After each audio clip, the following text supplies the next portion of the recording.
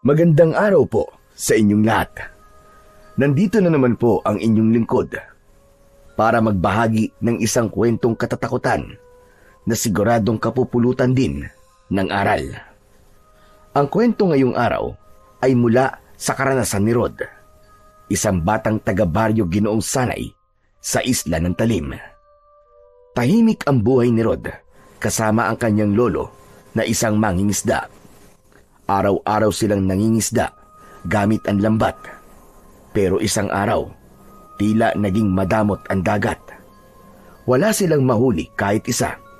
Dahil sa gutom at pangangailangan, napilitan si Rod na sumisid sa ilalim ng dagat para makahuli ng isda. Pero sa kanyang pagsisid, isang bagay ang hindi inaasahang nangyari. Natusok siya ng tibok ng kanduli, isang matulis na bahagi ng palikpik ng isda sa ibabaw nito.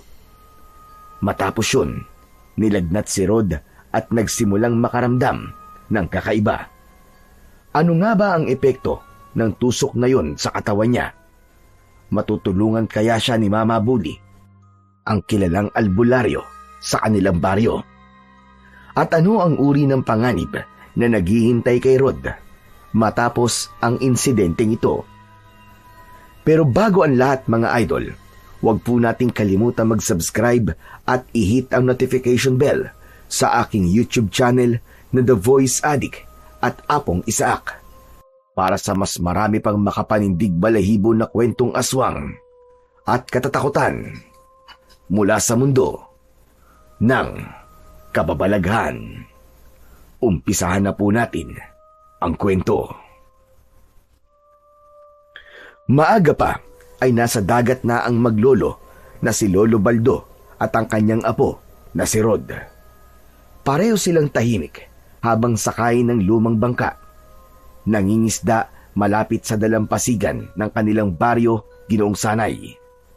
Ang baryong ito ay ang ika-13 barangay sa Talim Island.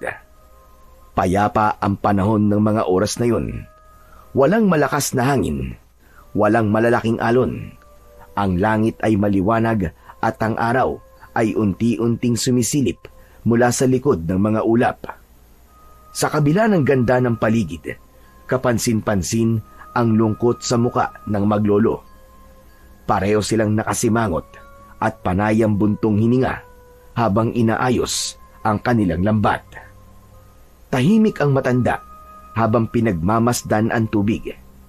Si Rod naman ay napaupo na sa unahan ng bangka, hawak ang isang maliit na timba. Wala pa rin po ba? Wala pa eh. Wala na talaga. Di na tulad dati na hindi pa kami tapos maghulog ng lambat ay may hila na kagad. Sa konting oras nakakapuno na kami ng balde. Hindi gaya ngayon. Tingnan mo. Kanina pa tayo dito wala pa rin tayong huli. Bakit po kaya? Marami na kasi gumagamit na masasama. Yung iba dinamita. Yung iba naman maski buntis o maliliit na isda kinukuha nila. At maraming nagtatapo ng basura sa lawa. Alam mo yon, yung hindi nila iniisip kung anong mangyayari sa mga isda. Dumudumi na ng husto ang lawa, pati na ang ating mga ilog. Kaya nga po nakakalungkot po may mga tao pong hindi marunong magpahalaga sa kalikasan. Wala naman tayong magagawa Ganon talaga sila. Nung kasing edad mo ko, aba, kahit malapit ka lamang sa pretil, abay may mahuhuli kang dalag. Ngayon, kahit doon ka pa sa laot, wala na. Bihira ka nang makahuli ng isda. Paano po yan? Wala pa po tayong huli ngayon, maski pang ulam lang. Ay, nako. Mabuti pa'y umuwi na tayo. Sabawan na lamang natin ang tubig ang kanin at budburan natin ang asin. Lolo naman sawang-sawa na po ako sa ganun Lo, ano po kaya kung sumisid na lang po ako? Baka sakali po may mahuli po akong isda. Paano ka maguhuli ng isda? Wala ka naman dalang paghuli. Lo, nakalimutan niyo po ba? Mangangapa na lang po ako, dadakmain ko na lang. Kahit ilang piraso lang po, pang-ulam natin po yun. Sawang-sawa na po ako sa puro asin na lang na ulam. Tsaka lo, matanda na po kayo. Kailangan nyo ng masusustansyang pagkain para humaba pa po ang buhay nyo. Abay, sinong matanda sinasabi mo? Malakas pa ako. Kita mo naman macho pa. At siyempre, pogi pa rin, di ba? Oo na nga po, pogi na akong pogi. Pero lo, seryoso po talaga ako. Gusto ko po kayong alagaan. Ayokong nagugutom po kayo. Ako nga ang dapat na nag-aalaga sa'yo, Rod. Pero sigurado ka ba? Gusto mo talaga sumisid? Aba, medyo malalim dito. Lo, sanay na po ako dyan. Huwag po kayo mag-alala. Hala, sige. Pero huwag ka magtatagal sa ilalim, han. Mag-iingat ka. Opo, lo. Sige, bababa na po ako. Tumalon si Rod sa lawa. Medyo malinaw ang tubig. Kitang-kita siya ni Lolo habang lumalangoy pababa. Mabilis ang kilos niya. Kampante. Sanay na sanay sa ilalim ng lawa. Tahimik sa ilalim, pero wala pa rin siyang makitang maraming isda. May nakita siyang alimango. 2. Kinuha niya pareho. Umahon siya kagad. Lo, ito po. Pwede na po to. Ano? Alimango? Hindi naman to pwede sa'yo, di ba? Nangangati ka rito. Lo, para po sa inyo yan. Sisisid na lang po ulit ako. Hahanap po ako ng pwede sa akin. O sige, galingan mo. Ngumiti si Rod at mabilis na muling lumusong sa tubig. Palalim siya ng palalim. Sanay na ang katawan sa lamig. Kabisado niya ang bawat bato, bawat butas sa ilalim. Nakailang tingin siya sa paligid. Wala pa ring isda. Pero sa may bandang kanan ng bahura, sa parting bihira niyang puntahan, may kakaiba siyang nakita. Isang isdang kanduli, pero may kakaiba. Ang tibok nito, o tinik sa likod, ay may kumikislap. Parang may ilaw mapusyaw na bughaw at parang kumukuti-kutitap. Napatigil si Rod. Pinanood niya lang ito habang dahan-dahang lumalangoy sa pagitan ng mga bato. Napako ang mga mata niya sa liwanag na yun. Ilang sandali pa, gumalaw siya paunti-unti. Nilangoy niya ang direksyon ng kanduli. Dahan-dahan, ayaw niyang mabigla ang isda. Nang maramdaman niyang sapat na ang distansya, bigla siyang umabante at inabot ito gamit ang 2 kamay. Nadakma niya ito pero pumalag ang kanduli at bigla may tumusok sa palad ni Rod. Parang tinik, parang may mainit na karayom na pumasok sa balat niya. Nasaktan siya pero hindi niya binitiwan ang isda. Mabilis siyang lumangoy paakyat. Pagkaahon niya sa bangka, agad na sinalubong siya ni Lolo Baldo. Aba, medyo tumagal ka yata sa ilalim. Ano ba nangyari? Kinabahan tuloy ako sa'yo. Hindi na muna sumagot si Rod. Inihagis niya ang hawak na isda sa loob ng bangka. Nakita ni Lolo Baldo ang pamamaga ng kamay niya. Namumula din ang palad ng apo. Sandali nga. Paano yung kamay mo? Lo, natibo po ako ng kanduli eh. Talaga? Nakaw! Masakit yan. Ayos ka lang ba? Opo, Lo. Ayos lang naman po ako. Makirot lang pero kaya ko naman po. Ay, oo nga pala, Lo. Yang isda po na yan, Lo. May nakita po akong kakaiba sa kanya. Habang nasa ilalim po kami, umiilaw po yung tibok sa likod niya. Napakunot ang noo ni Lolo Baldo. Kinuha niya ang kanduli at tinignan. Kakaiba nga, hindi pa siya nakakakita ng ganito. Lumilinya ang bughaw na ilaw sa dibdib nito. Bagamat humihina na. Ang bihira na yan. Ngayon lang ako nakakita ng ganito. Dito pa talaga sa lawa. Sigurado ba? Ito yung tumusok sa'yo. Opo, Lo, yan po talaga. Kasi po pumalag eh. Kaya natusok po ako. Ala, sige. Ang mabuti pa umuwi na tayo para malapatan ka agad ng gamot yan. Habang tumatagal yan, lalong sasakit. Kinuha ni Lolo Baldo ang malinis na tela at ibinalot sa kamay ng apo. Hindi na nila pinilit na manghuli pa. Bumalik na sila sa pampang. Habang pauwi sila, tahimik lang si Rod. Hawak pa rin niya ang kanyang kamay na nasugatan. May pakiramdam siyang hindi ordinaryo ang isdang yun. Medyo kinakabahan siya sa pwedeng mangyari sa kanya ng mga oras na yun. May nararamdaman siyang kakaiba sa katawan niya. Parang may gumagapang paitaas mula sa kanyang palad, paakyat sa kanyang braso. Hindi pa niya alam kung ano yun, pero may pakiramdam siya na may nagbago. Halika dito at linisin natin ang sugat mo. Baka ba maya ay may natira pang tinik dyan. Sige po, Lo. Sandali at kukunin ko lang yung alkohol at bulak. Ilang saglit lang ay bumalik na ang matanda. Dala ang mga kinuhang gamit. May dala rin siyang malinis na tela. Lolo, mahapdi po ba yan? Baka masakit po Medyo, pero tiisin mo lang. Kailangan kasi talaga nating linisin yan. Baka lalo mamagayan pag napabayaan. O siya, sige, hawakan mo ito. Kagatin mo ang panyo kung gusto mo. Binuhusan ni Lolo Baldo ng alkohol ang sugat. Napasinghap si Rod. Oo, hawakan mo to. Kagatin mo ang panyo kung gusto mo.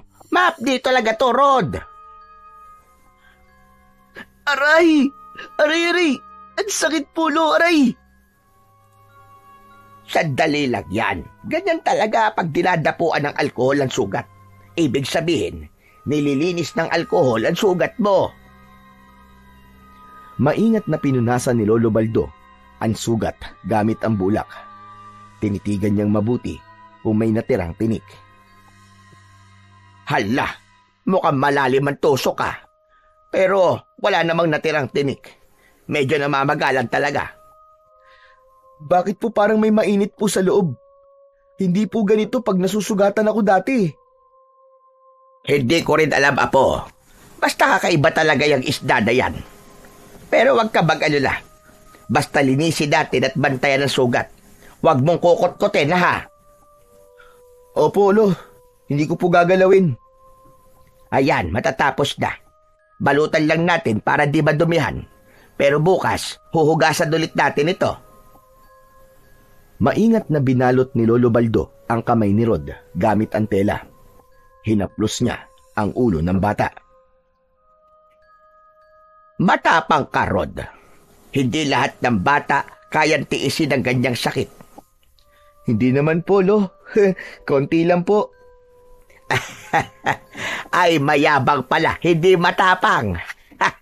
O sa susunod mag-iingat ka na. Tandaan mo, maski isang sugat lang yan, pwede kang ipahamak. Lalo na't hindi natin alam kung anong klaseng isda yon. Napatingin ang dalawa sa timba. Naroon ang 2 piraso ng alimango at ang isdang kanduli. Patay na ang isda. Wala na din ang liwanag na nasa tibok nito. Opo, Lo. Sa susunod po, magdadala na lang po ako ng pana. Mas mainam pa yon. O sige na, magpahinga ka na muna. Ako nang bahalang magluto dito. Lo, pwede po bang wag niyo pong isasama yung kanyang tibok? Iwanan niyo lang po. Sa akin na lang po yun. Ano? Ano namang gagawin mo sa tinik na yon? Wala lang po, Lo. Basta. O sige na, ako nang bahala. Magpahinga ka na. Tumangulang si Rod at tahimik na pumasok sa kanyang maliit na kwarto. 9:00 pa lang ng umaga, pero kakaiba ang bigat ng kanyang talukap. Nagulat siya sa sarili. Sanay siyang gising kahit madaling araw silang nangingisda ng kanyang lolo. Ngunit sa araw na yon, hindi na niya kayang labanan pa ang antok. Napapikit siya habang naglalakad pa lamang papunta sa banig. Pagkahiga niya, agad siyang tinangay ng antok. Lumipas ang halos 2 oras. Bandang 11:00 ng umaga, napansin ni Lolo Baldo na hindi pa rin lumalabas ang kanyang apo. Naglakad siya palapit kay Rod. Rod! Rod na po, aba! gising na. Kakain na tayo. Walang sumagot. Bahagyang kumatok si Lolo Baldo sa pinto. Sa kadahan-dahang binuksan ito. Pagbukas pa lang ng pinto, may malamig na hangin ang agad na bumungad sa kanya. Ngunit mas lalo siyang natigilan nang mapansin ang ayos ng apo. Rod? Aba Rod, ano nangyayari sa'yo?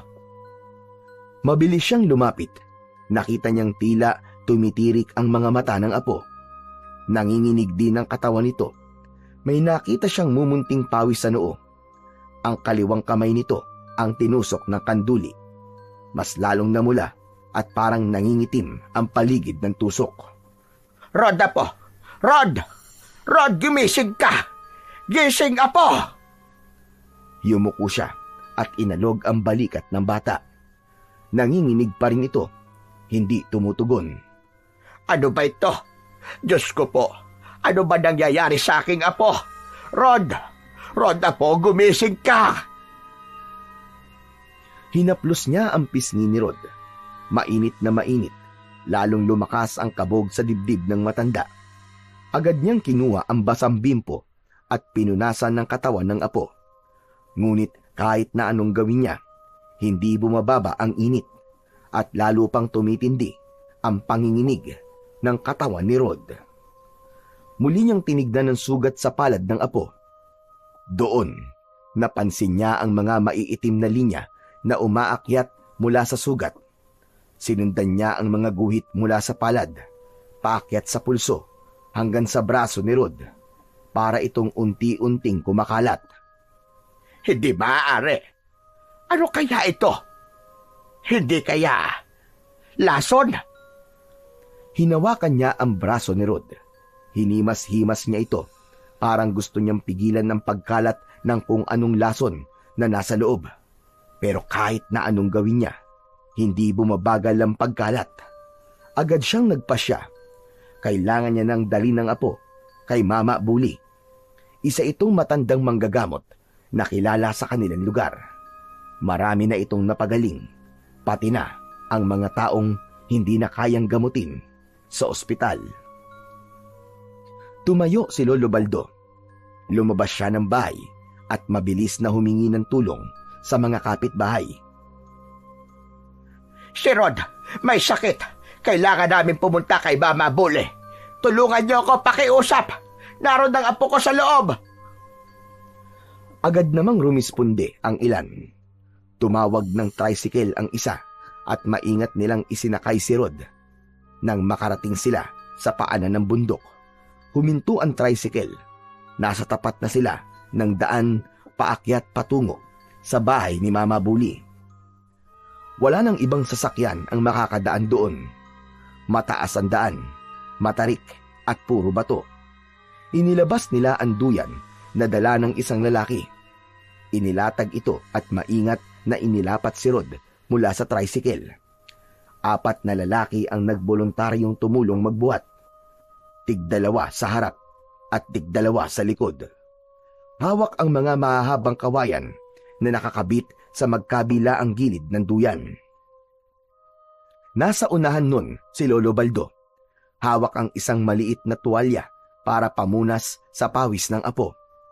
Wala siyang iniisip ng sandaling yun, kundi ang kaligtasan ng kanyang apo na si Rod. Panay ang dasal niya na sana umabot pa sila sa oras.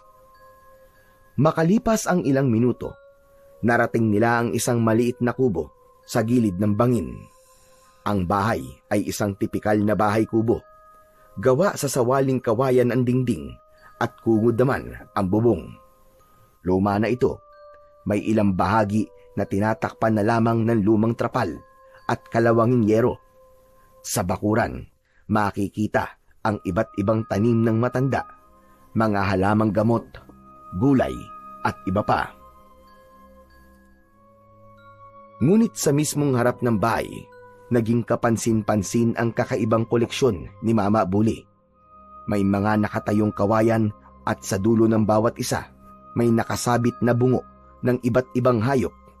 Kambing, unggoy, baboy ramo, ahas at iba pa.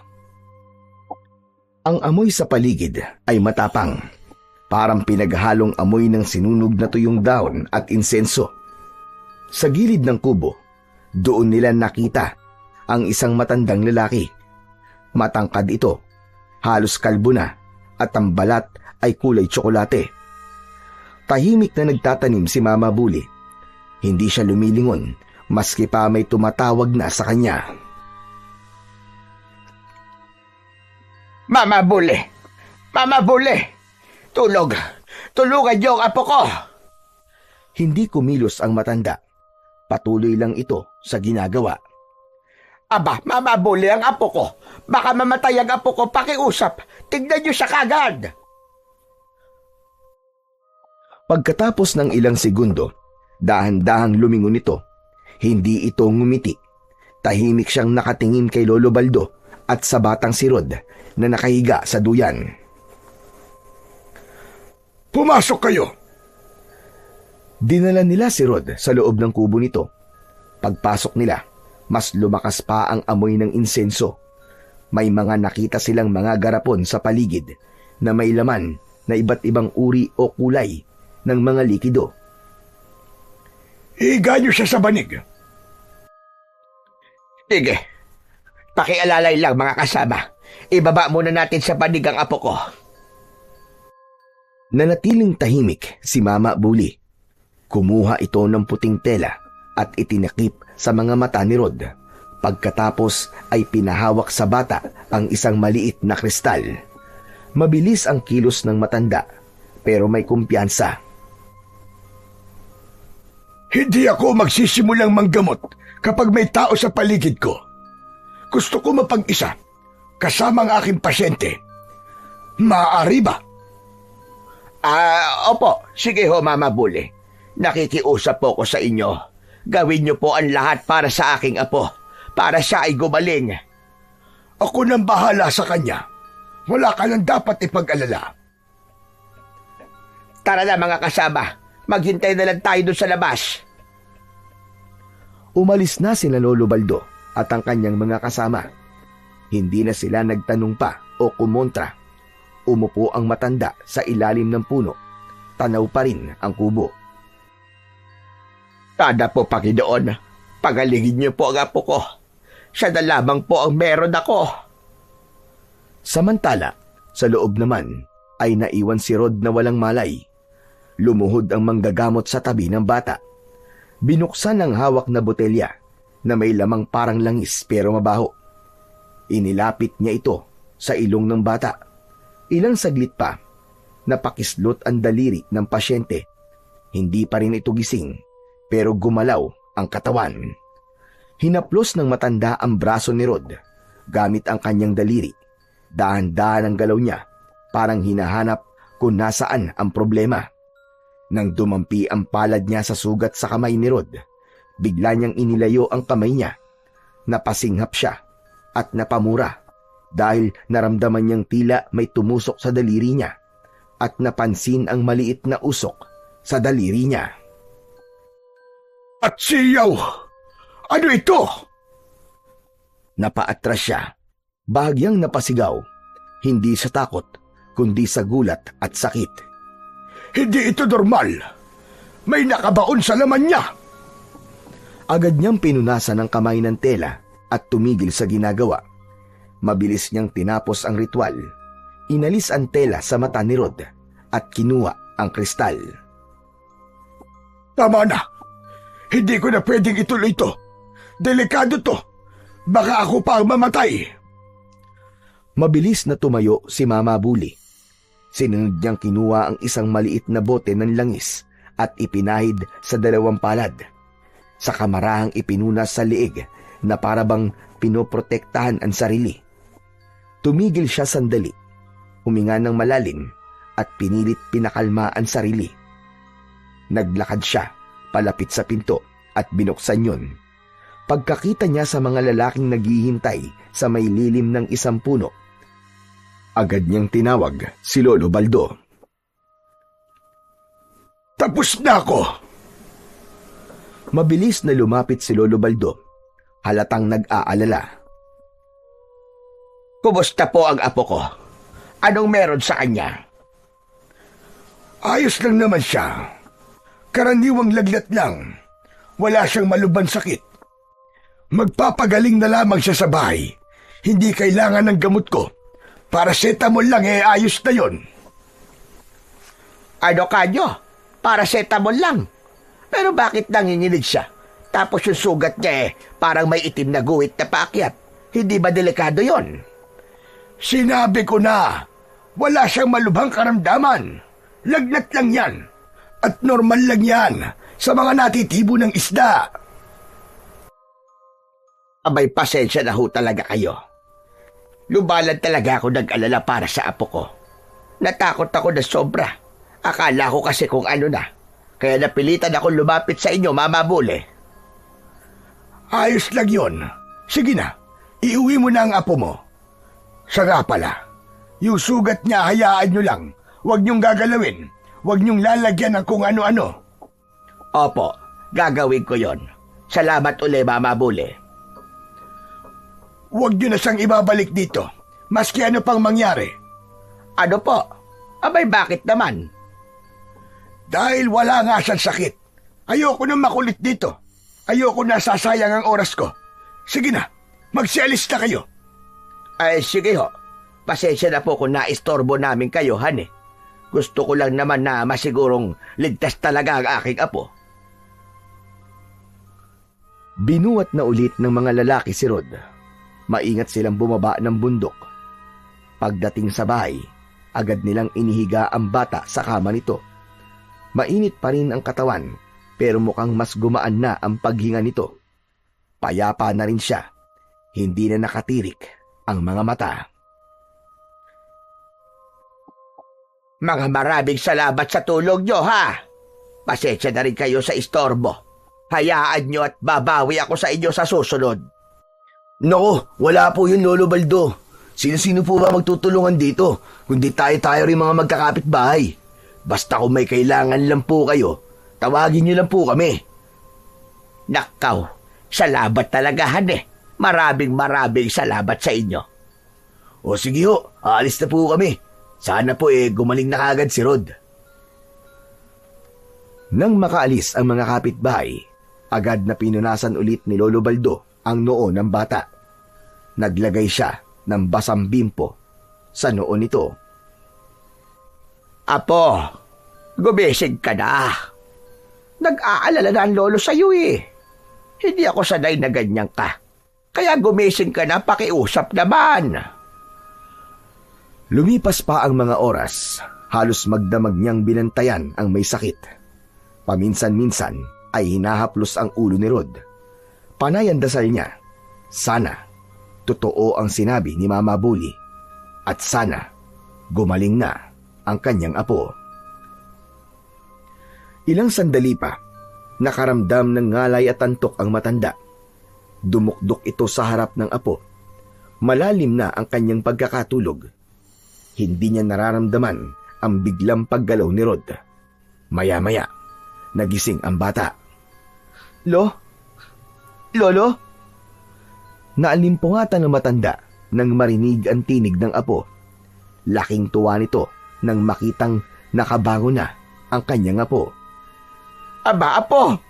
Ang apo ko gising na. Totoo nga. Salamat sa Diyos. Salamat sa Diyos at gising ka na. Lo, ano po ba nangyari?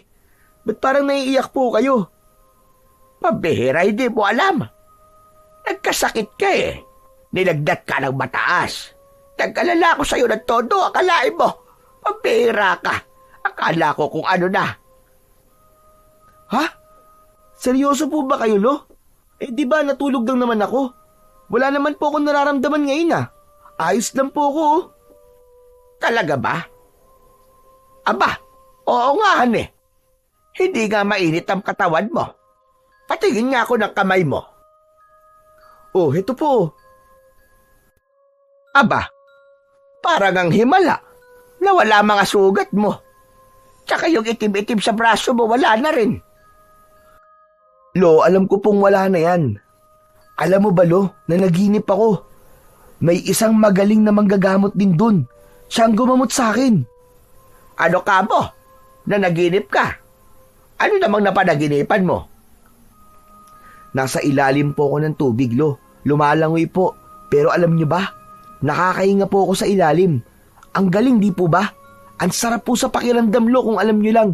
Ang linaw-linaw po ng tubig. Tapos po, yung mga isda, kinakausap ako. Kinakausap ka ng isda? Opo. Sabi pa nga nila, halika, Rod, halika. May papakain kami sa'yo. Tapos, sinundan ko sila. Ang gaganda ng nadaanan namin, Lo. Parang may mga ilaw sa ilalim ng lawa. Totoo ba yan? Hindi ka ba natatakot? Hindi po. Ang saya nga po eh. Tapos, meron po dong kaharian.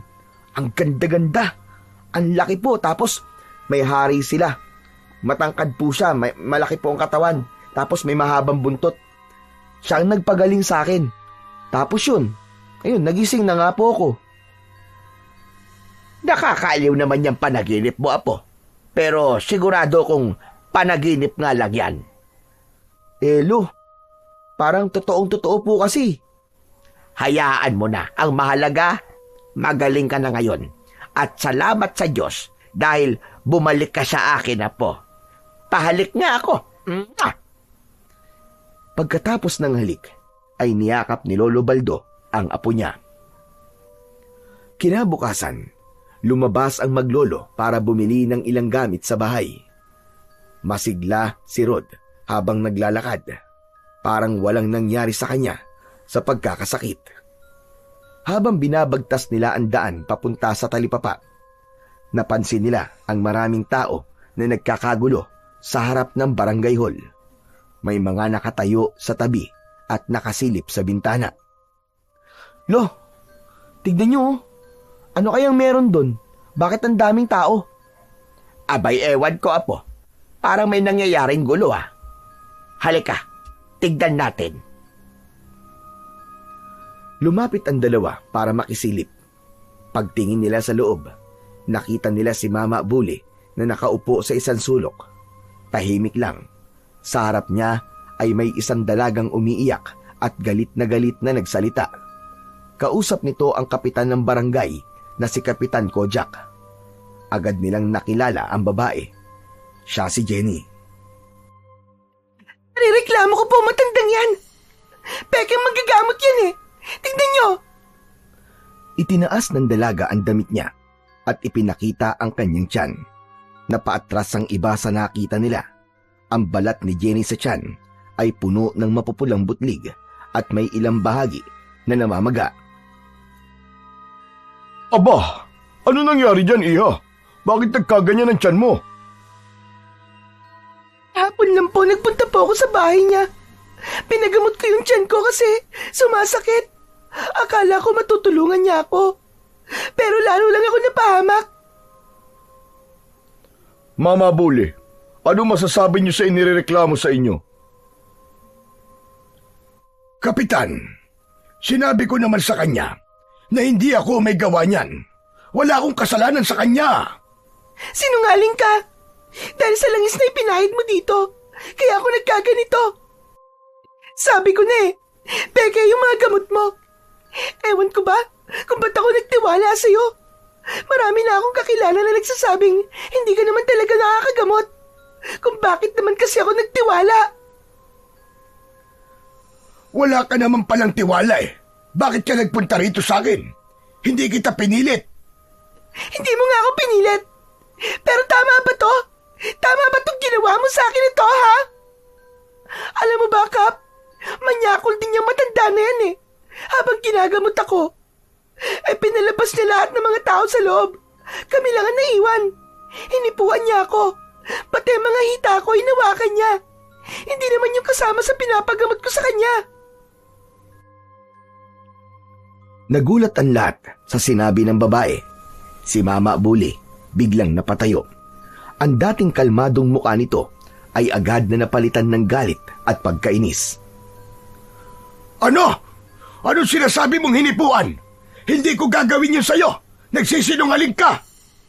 Anong hindi? Ginawa mo na nga eh. Hindi ko ugali yun, babae ka.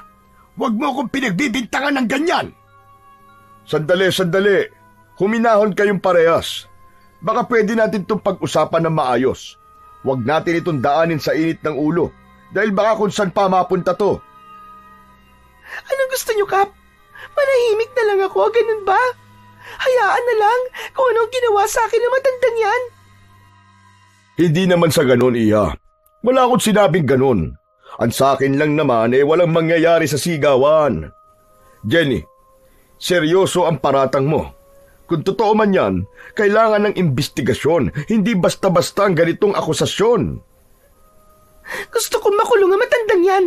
Sinira niya ang katawan ko. Sinira niya rin ang dangal ko. Hindi kita sinaktan. Hindi ko ginawa yung ibinibintang mo. Huwag mo akong siraan. Nagbulungan ang mga tao sa paligid. Iba-iba sila ng naging opinyon. May sumasang-ayon sa panig ng bawat isa at meron namang kumukontra. May nagsabi na totoong hindi naman talaga nakakagamot ang matanda. Tigil! Tama na! Tumigil na muna kayo! Wala na muna magsasalita. Hindi maaayos ang problemang to kung lahat kayo ay makikisawsaw. Kung may reklamo kayo tulad ni Jenny, daanin nyo sa tamang proseso. Jenny, gusto mo bang iakyat natin sa pulisya? Oo, Kap. Gusto kong makulong ang matandang yan para hindi na makapalakit ng iba. Abat, talagang... Ano? Sasaktan mo ako sa harap ng lahat? Sige, gawin mo. Para madagdagan ang ikaso ko sa'yo. Siya nga pala, Kap. Pwede ba akong humingi ng danyo sa kanya? Pwede naman, Iha. Yun ay kung mapapatunayan ang inirereklamo mo sa kanya. Hindi pa ba sapat na patunay itong mga butlig at gali sa tiyan ko, Kap? Hindi nga ako may gawa niyan. Sa sama ng ugali mong babae ka, hindi na ako magtataka kung may ibang nagbigay ng parusa sa'yo. Anong ibig mo sabihin? Hindi na umimik si Mama Bully. Bagkus ay tinignan niya ng masama ang dalaga. Tinitigan ito mula ulo hanggang paa na tila nananakot. Kap, nakita niyo ba yon? Di ba? Bastos talaga matandang yan. Kung makatingin para akong hinuhubaran. Manahimik ka! Hindi ko papayagan na ganyanin mo lang ako. Wala kang karapatang yurakan ng pangalan ko. Matanda na ako, pero hindi ako ganyang klaseng tao. Kahit kailan, hindi ako nang bastos ng pasyente ko. Ginagawa mo lang ito para humingi ng pera. Wala akong maibabayad sa'yo. Ni singkong kusing, hindi ka makakakuha sa akin. Mama Bully, huminahon po kayo. Huminahon? Abay, nakakagigil ang babaeng yan eh. Napakasinungaling. O sige na ho, tama na. Ayusin natin ang gulong to. At ikaw naman, Jenny, kung talagang gusto mong iakyat to sa taas, sasamahan kita. Ako mismo ang gagawa ng endorsement. At ikaw naman, Mama Bully, kailangan mo rin pirmahan ng blatter sa'yo. Na kung ano man ang mangyayari dito kay Jenny pagkatapos ng hearing na to, kayo ho ang mananagot. Wala akong pakialam kung anong mangyari dyan. Mas okay pa nga kung mamatay na yan nang manahimik na. Abay, napakaingay. Wag naman pong ganyan, Mama Bully. Hindi maganda yung pinapanalangin nyo. Aba, mali ho yun. O sige na, tapusin na ho natin to. Nang makitang nagpipirmahan na ng mga dokumento ang dalawa, nagpasya si Lolo Baldo na tawagin na ang apo. Lumayo na sila sa mga tao at tinungo ang talipapa kung saan sila bibili ng maiuulam at iba pang gamit. Habang naglalakad sila, papunta sa sapa, hindi maiwasang hindi magtanong ni Rod. Lolo, naniniwala po ba kayo sa sinasabi po ng babae? Apo, mahirap magsalita sa ganyang sitwasyon. Wala pa tayong alam sa buong kwento. Pero kilala ko si Mama Bully. Oo. Masugit talaga siya. Pero wala pa naman ako nababalitaan na ibang ginawa niya ng ganon. Ama siya. Hindi pa siya nang bastos ng kahit na isang pasyente niya. Pero Lo, parang lahat po galit sa kanya ngayon eh. Lahat halos, kampi dun kay Ate Jenny. Ganyan talaga ang mga tao, Rod. Madaling maniwala sa chismis, lalo na kung may pinaniniwala ang masama sa isang tao. Pero tandaan mo, Rod, hindi palaging totoo ang anumang kwento. Kung minsan, may mas malalim pa dyan. Ganun po ba? Kung ganun, naniniwala kayong walang kasalanan si Mama Bully? Hindi rin. Wala akong pinaniniwala ang isa sa kanila. Sinasabi ko lang yung mga posibilidad na may nagsasabi ng totoo sa kanila at meron din na nagsisinungaling. Hindi pa natin alam kung sino yon. Pero darating ang oras, lilitaw at lilitaw din kung sino talaga ang nagsasabi ng totoo sa kanila. Tumango si Rod. Nagpatuloy sila sa kanilang paglalakad hanggang sa makarating na sila sa tindahan malapit sa sapa. Bumili sila ng ilang piraso ng bawang, luya, asin at bagoong. Tahimik na silang naglakad, pauwi, matapos mamili sa tindahan. Pagdating nila sa bahay, nagpaalam si Rod sa kanyang lolo na maglalaro muna sa balkonahe. Pinagbigyan siya ni Lolo Baldo at pumasok na sa loob para ayusin ang mga pinamili. Naupo ang bata sa sahig. Inilabas ang mga paborito niyang laruan na lastiko at mga hulin at nagsimulang maglaro mag-isa. Ilang minuto ang lumipas, may dumaan sa harap ng bahay nila. Napatingin si Rod. Nakita niya si Mama Bully, tahimik na naglalakad habang nakatingin sa lupa. Nang mapatapat mismo sa bahay nila, iniangat nito ang kanyang paningin at diretsyong tumingin sa kanya. Nanlaki ang mga mata ni Rod sa pagkabigla. Nabitiwan nito ang kanyang mga laruan. Walang emosyon ang mukha ng matanda. Blanko, pero nakatitig diretsyo sa kanya. Maya-maya pa, biglang nag-iba ang mga labi nito. Ay bahagyang napangiwi. Ang dalawang kilay ay nagdikit at ang kanyang mga titig ay tumalim. Parang mistulang galit. Lolo? Lolo? Mabilis na lumabas si Lolo Baldo. Bakit apo? Ano nangyari? Mabilis na naglakad ang matanda palabas ng bakuran. Tumingin siya sa kalsada at nakita niya si Mama Bully na tahimik na naglalakad. Nasa unahan na ito. Mabagal ang kanyang kilos. Lolo, tumingin po siya sa akin kanina, ang talim po. Natakot po ako. Galit po ba siya sa akin? Bumalik ang matanda sa tabi ng kanyang apo. Sa kadahan-dahang hinaplos nito ang kanyang buhok. Hindi naman siguro, apo. Baka pagod lang siya sa problema. Alam mo naman, di ba, kung ano ang pinagdadaanan niya ngayon. Abay, maraming tao ang galit sa kanya. Kaya siguradong pati siya, galit na rin. Huwag mo na lamang siyang intindihin. Ayos na po, Lo. Siguro nga po, tama po kayo. O sige, ituloy mo na yung paglalaro mo dyan at magluluto na ako. Sige po, Lo. Sarapan niyo po, ah. Tumahimik na si Rod. Kinuha niya ulit ang mga lasti at ipinagpatuloy ang kanyang paglalaro. Mabilis na natapos ang araw. Pagdating ng hapon, tinawag na ng matanda si Rod para sa hapunan.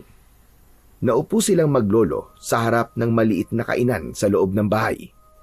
Habang naghahain si Lolo Baldo ng kanin at ulam, napansin niya na hindi mapakali ang apo. Malikot ang mga mata nito at parang panay ang linga. Para bang may hinahanap. Pinagmasdan siya ni Lolo Baldo sa kadahan-dahang nagsalita. Sandali, apo, sandali lang. May problema ba? Parang may hinahanap ka. Lo, parang may nakatingin po sa atin kanina pa po eh. Ano ka mo? Nakatingin? Abay, wala namang tao dito kundi tayo lang. Saka tignan mo, sarado tong bahay natin. Umiling ang bata.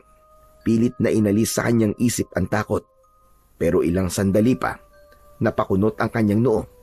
Dahan-dahan siyang suminghot. Napapikit siya ng bahagya at napangiwi. Agad niyang tinakpan ang kanyang ilong. Lo, ang baho! Ang baho po! Napaatras siya ng konti sa kinauupuan, parang gustong umiwas sa pinagmumulan ng amoy. Napakapit siya sa gilid ng mesa at muling suminghot. Bahagyang mas malalim na parabang hindi makapaniwala sa naaamoy. Bigla siyang napaubo, sunod-sunod, halos mabilaukan na. Lo, ang baho po talaga! Ang baho! Alin ba mabaho? Pinunasan niya ang ilong gamit ang braso. Tila naiiyak ang kanyang mga mata dahil sa tapang ng amoy. Hindi niyo po ba naaamoy, Lo? Ang baho po talaga, parang bulok. Napatawa si Lolo Baldo at kinuha ang tuyong daing sa plato. Nako, sabi ko na, at bulok na to eh. Malamang itong daing ang naaamoy mong mabaho. Itatabi ko na lang to. Huwag na nating ulamin at baka sumakit pa ang tiyan natin. Lolo, hindi po yan ang naaamoy ko. Hindi po amoy daing. Amoy bulok na karne po, galing sa labas. Dala po ng hangin. Sinubukan suminghot ng matanda, ngunit wala naman siyang naaamoy. Tumayo siya at lumabas ng kanilang bahay. Sumunod naman sa kanya si Rod. Napatingin silang pareho sa buwan at bilog na bilog. Lolo, tignan niyo po ang buwan, oh. Parang may madilim na anino sa gilid at ang kulay po parang kulay matingkad na abo. Tapos yung hangin po, medyo tuyo ang simoy, parang walang buhay. Napatitig ang matanda sa kanyang apo. Hindi ito makapaniwala sa sinasabi nito.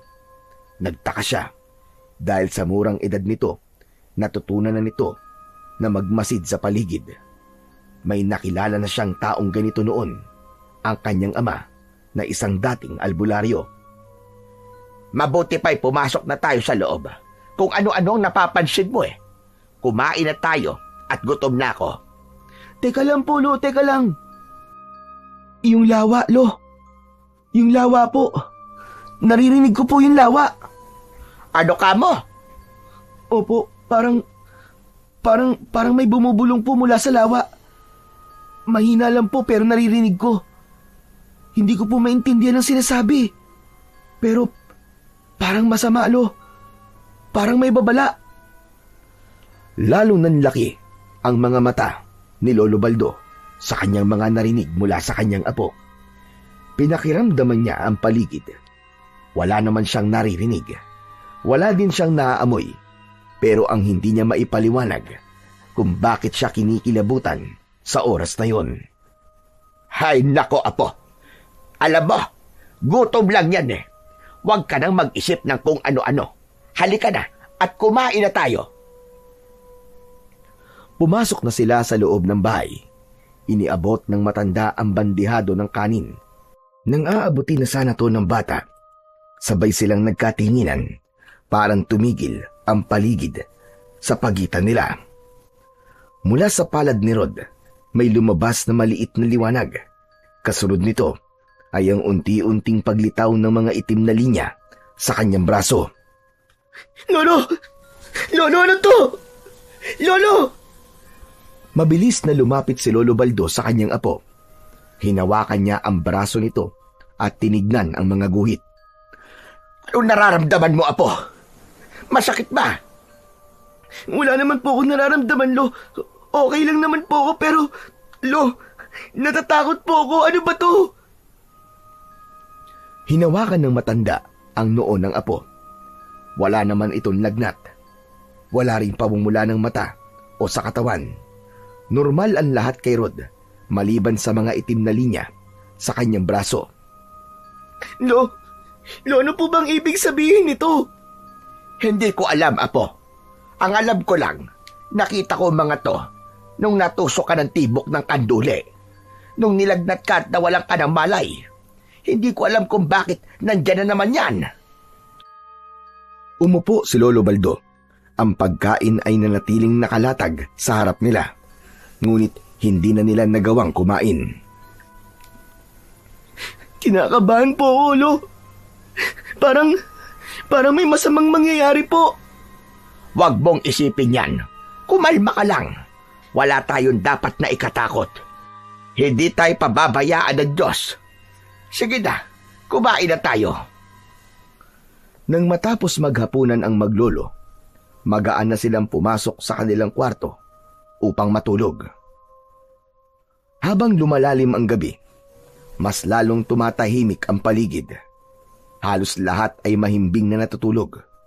Ngunit ilang sandali pa, unti-unting nagsimulang mag-ingay ang mga aso. Una, paisa-isa, hanggang sa nagsunod-sunod na ang kanilang pagtahol. May ilan pang nagsimulang umalulong. Ang ilang mga tao ay napabalikwas sa higaan pero piniling wag na lang pansinin ang ingay. Samantala, sa isang maliit na kubo sa gilid ng baryo, biglang nagising si Jenny. Napahawak siya sa kanyang puson at napangiwi. Naiihi ako. Pambihira naman, oh. Di naman pinasok ng kapatid ko ang Arinola. Ay, kailangan ko pa lumabas tuloy para magbanyo. Buisit talaga. Ang tatamad kasi. Tumayo siya mula sa banig at dahan-dahan siyang naglakad palabas ng kwarto nila. Sa mesa, dinampot niya ang maliit na flashlight at sinindihan ito. Maingat ang bawat takbang niya habang papalabas ng bahay. Patuloy ang pag-alulong ng mga aso. Ano ba nangyayari sa mga hayop na to? Ang iingay, nakakastorbo. Naglakad pa siya papalapit sa banyo. Ang kanilang palikuran ay nasa likod ng kanilang bahay. Malapit ito sa puno ng saging at nakatabi sa maliit na bakod. Ang dingding nito ay gawa lamang sa pinagtagpi-tagping sako. May ilang bahagi na may butas na at ang nagsisilbing pintuan ay gawa naman sa kawayan. Pagpasok niya sa loob, mabilis niyang ginawa ang kailangang gawin. Ilang minuto lang at tapos na siya.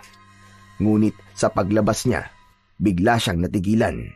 May narinig siyang kaluskos. Napalingon siya sa paligid. Itinaas niya ang flashlight at inilawan ang ilang sulok. Pero wala siyang nakita. Ngunit naramdaman niya na parang may ibang presensya sa kanyang paligid. Bumilis ang tibok ng kanyang puso. Muli niyang itinaas ang flashlight at sa tabi ng punong saging, kung saan nakatabi ang kanilang banyo, may nakita siyang matandang lalaki. Nakatayo ito at nakatingin sa kanya ng diretsyo. Anong ginagawa mo dyan? Ba't nandiyan ka? Hindi sumagot ang lalaki. Hindi rin ito gumagalaw. Nanigas na si Jenny sa kinatatayuan niya. Gusto niyang tumakbo pabalik sa bahay nila, pero hindi siya makakilos. Hoy! Sumagot ka! Anong kailangan mo? Hindi pa rin gumagalaw ang matandang lalaki. Ngunit ilang sandali pa, bigla na lamang may kakaibang nangyari. Sa harap mismo ng kanyang mga mata, ang anyo ng matandang lalaki ay biglang nagbago. Ang balat nito ay kumapal at naging itim. Ang muka ay lumapad at tumubo ang mahahabang pangil. Ang mga mata nito ay naging kulay pula. Ang katawan nito ay lumaki at biglang nag-iba ng postura. Sa loob ng ilang segundo, ang dating tao ay naging isang dambuhalang baboy ramo. Hindi na nakagalaw pa si Jenny. Nanginig na lang ang kanyang tuhod at halos nabitiwan niya ang hawak na flashlight. Nang may masmasan, saka pa lang siya napasigaw. Anong klaseng nilalang ka? Isang malalim na ungol ang narinig niya mula sa halimaw. Saka ito mabilis na sumugod sa kanya. Huwag ka nalapit! Tulong! Huwag ka nalapit! Tulungan niya ako! Sumigaw siya ng malakas, pero himalang wala man lang nakakarinig sa kanya, maging ang mga kasama niya sa bahay. Mabilis ang naging pagkilos ng halimaw. Agad nitong sinagpang ang mga paa ni Jenny. Natumba ang babae. Bumagsak siya sa lupa. Tinangka niyang gumapang palayo, pero sinundan siya nito at muling sinugod. At sa loob lamang ng ilang minuto, Napatay niya si Jenny. Winakwak nito ang tiyan ng dalaga at kinain ang kanyang mga lamang loob. Matapos gawin yun, ang baboy ramo biglang naglaho sa dilim na parang walang nangyari. Samantala, sa bahay naman ni na Lolo Baldo, biglang nagising ang matanda nang marinig ang malalakas na tahulan ng mga aso. Ngunit maya-maya, nakarinig siya ng malakas na ungol.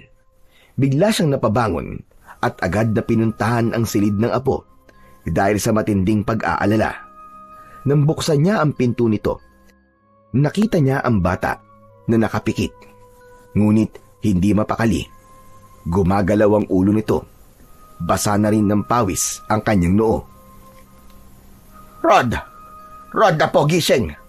Rod! Gumising ka, Rod! Dahan-dahang dumilat ang mga mata ni Rod. Agad siyang napaupo at yumakap sa kanyang lolo Baldo. Lolo! Lolo! Oo, kalma lang. Nandito lang si Lolo. Ano ba nangyayari? Lolo, nananaginip po ako. Ang sama-sama po na napanaginipan ko, Lo. Ano ba yon? Nakita ko po, may isang dambuhalang baboy ramo. Pinatay niya po yung babae tapos kinain niya po yung mga laman loob. Winakwak niya po yung tiyan. Lo, natatakot po talaga ako. Natatakot ako, Lo. Tahan na. Panaginip lang yan. Walang ibig sabihin at walang katotohanan. Pero, Lo, iba po yun. Parang totoong-totoo po. Malabo po yung mukha ng babae pero yung halimaw, Lo. Ang linaw-linaw, kitang-kita ko po talaga. Nakita ko po ang laki ng pangil niya. Tapos yung mata niya po pulang-pula. Anong klaseng nilalang po kaya yun?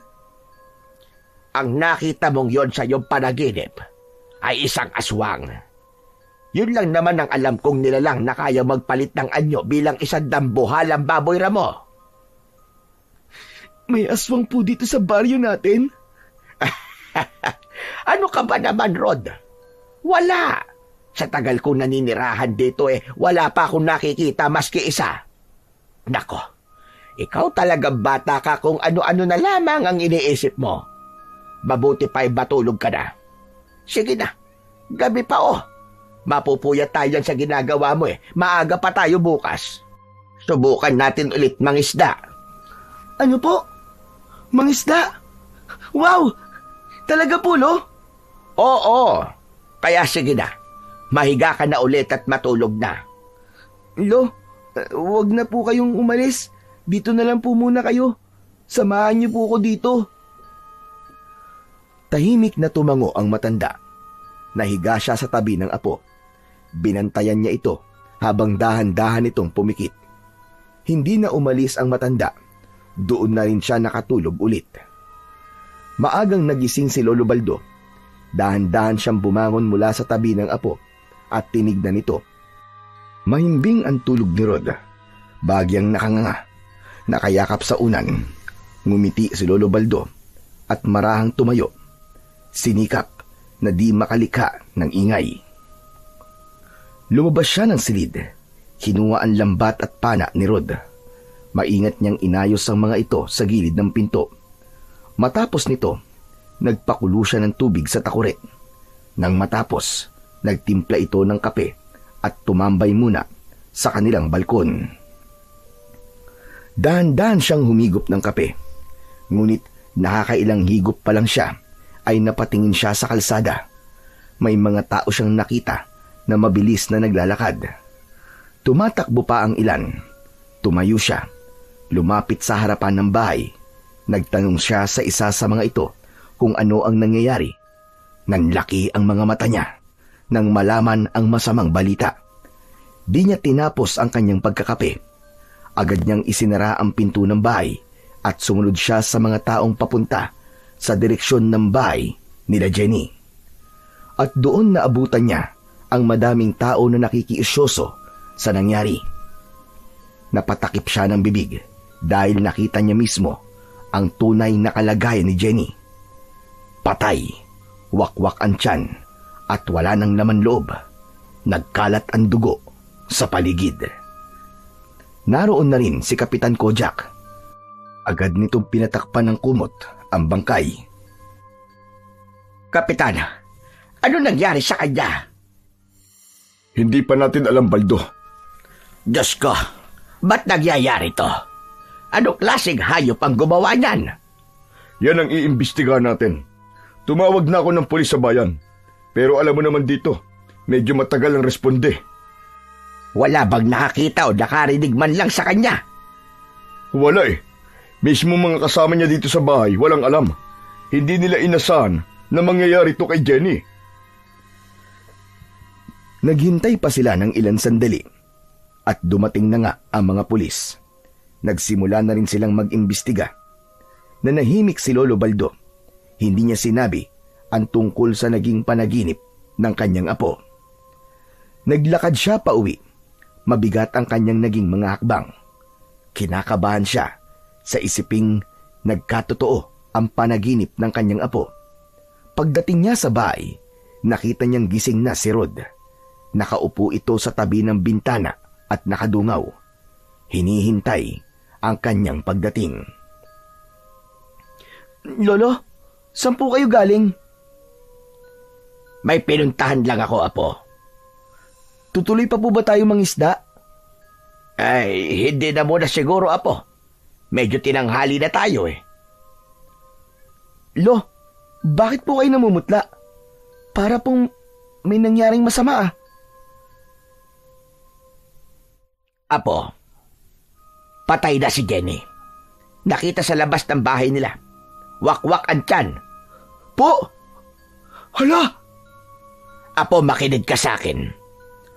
Yung tungkol sa panaginip mo, wag na wag mong ipagsasabi kahit kanino, ha? Bakit po, Lo?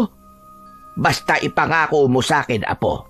Wala kang pagsasabihan na kahit na sino. Sige po, Lo. Hindi ko po ipagsasabi. Tahimik nang pumasok ang dalawa sa loob ng bahay. Isinara nila ang pinto at kinandado ni Lolo Baldo. Mula nang mangyari ang pagkamatay ni Jenny, nagsimulang mabalot ng matinding takot ang buong baryo. Nagkaroon ng mga alingas-ngas na isang aswang na gumagala ang responsable sa pagkamatay ni Jenny. Wala pang malinaw na ebidensya o magpapatunay sa kanilang haka-haka, pero naniniwala silang hindi pangkaraniwang kiler ang pumatay sa dalaga. Lalo na't gabi-gabi na lang ay may naririnig silang mga huni ng ibon na tila sumisigaw o umiiyak tuwing gabi. Sabi ng mga matatanda, kapag naririnig ang ganitong huni, madalas may darating na hindi maganda. At hindi nga nagtagal, nagsimula ng tamaan ng peste ang mga hayop. Halos araw-araw may mga natatagpo ang hayop na basta na lamang iniiwan o tinatapon sa kung saan. Hanggang sa isang araw, may nawala ng bata at hindi na natagpuan. Mula noon, ang mga tao natutong mag-ingat. Halos lahat ng mga kabahayan natutong magsabit sa mga bintana at pinto ng mga pangontra sa aswang. Nagsabit din ng buntal na walis at asin sa bintana. Yung iba naman, bawang na nakasabit sa bintana. Ang maglolo, lalo na si Lolo Baldo, ay sumunod din. Maging sila ay nagsabit din ng ilang mga pangontra. Lolo, ba't po kayo nagsasabit ng bawang? Pangontra yan sa mga masasamang espiritu at lalong-lalo na sa mga aswang. Lo, sa palagay niyo po ba, aswang talaga ang pumatay kay Ate Jenny? Sandaling natahimik si Lolo Baldo. Tinignan niya ang apo sa mata.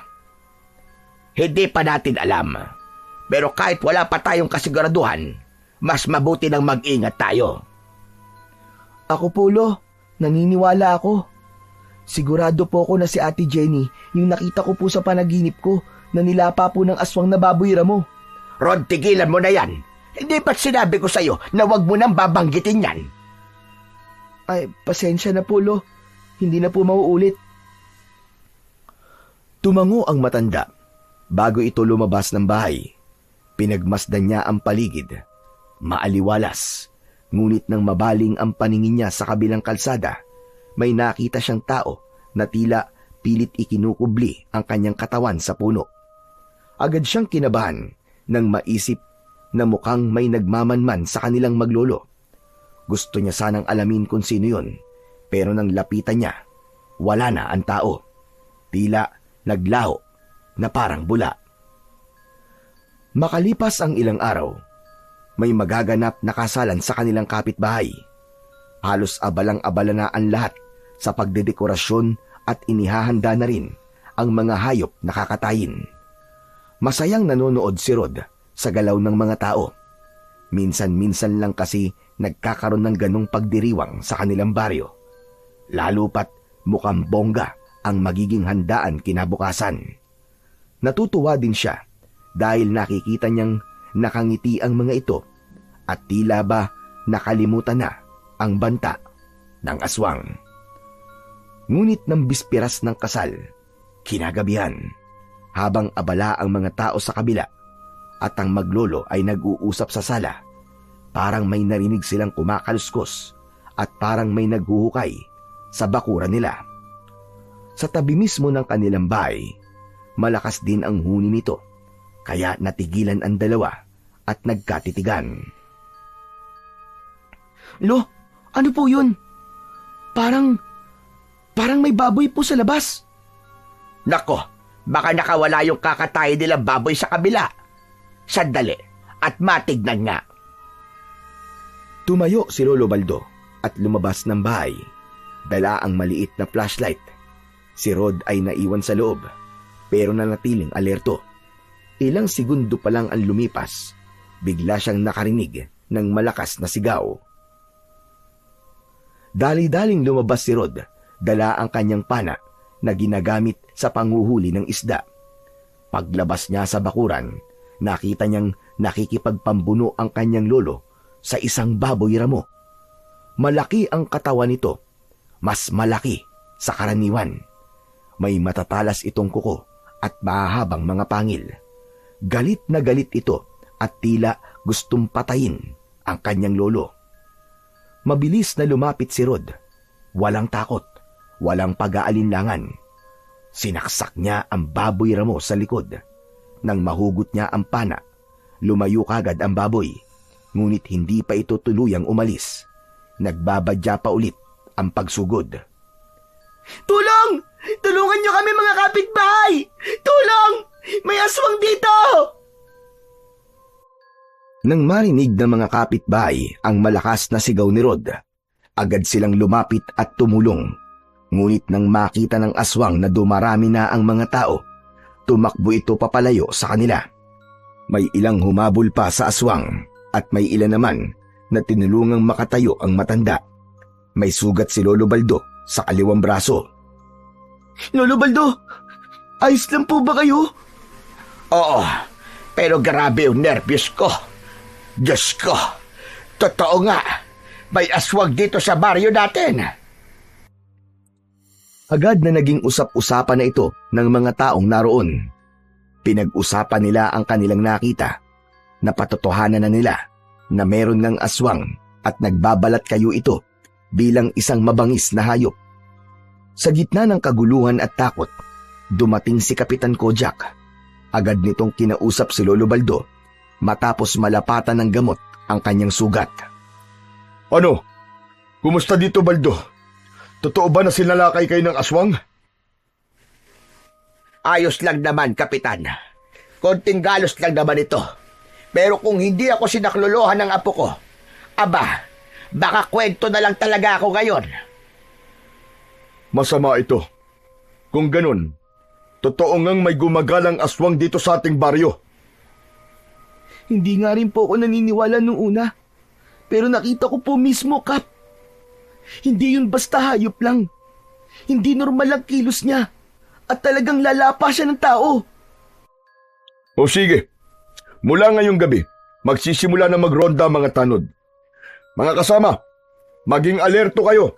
Kailangan nating mabantayan ang bawat sulok ng ating barangay. Mabuti ang Kap. Hindi naligtas sa mga tao kapag hinayaan pa natin na gumala tuwing gabi. Hayaan nyo, Kap. Kapag medyo magaling na ako, sasama ako sa pagroronda. Salamat po kung ganun. Mas mabuti nga siguro kung magdadagdag tayo ng ibang mga kasama sa pagroronda. Mga lalaki na malalakas at handang makipaglaban sa aswang na yon. Kaya nga po. Ako rin po. Pwede po akong sumama. O Rod, nandito ka pala. Mabuti yan kung gusto mo sumama. Kaso nga lang masyado ka pang bata para dito. Hindi po. Kaya ko na po. Maski bata lang po ako, kaya ko pong labanan ng aswang na yun. Muntik ko nga pong mapuruan dito sa pana ko eh. Nakatakas nga lang po. Sayang nga eh. Ikaw pala yung sinasabi nila na nakasaksak doon sa aswang. Ako nga po, Kap. Ang galing ko po, no? Oo, magaling ka nga bata. O siya sige, aalis na kami at susundan namin yung aswang kung saan nagpunta. Dapat na talaga matigil ang pamimerwisyo niya dito. Sinisira niya magandang reputasyon, hindi lang ng baryo, kundi ng buong Isla Talim. Kaya nga po. Sige po, mag-iingat po kayo, Kapitan. Salamat po sa inyo. Pag-alis ni Kapitan Kojak at ng mga tanod, pumasok na sa bahay ang maglolo. Umuwi na rin ang kanilang mga kapitbahay at yung iba ay bumalik sa paghahanda sa kasalan. Ikinandado ni Lolo Baldo ang pinto. Naglagay pa siya ng asin sa may bintana at tinabihan ang kanyang apo sa may katre. Ngunit kahit nakahiga na sila, hindi agad sila nakatulog. Lolo, tama po ako. Totoo nga po yung nangyari sa panaginip ko tungkol kay Jenny. Naniniwala na ako, Apo. Pero bakit? Paano? Bakit pinakita yun sa'yo? Lolo, tignan niyo po ang kamay ko.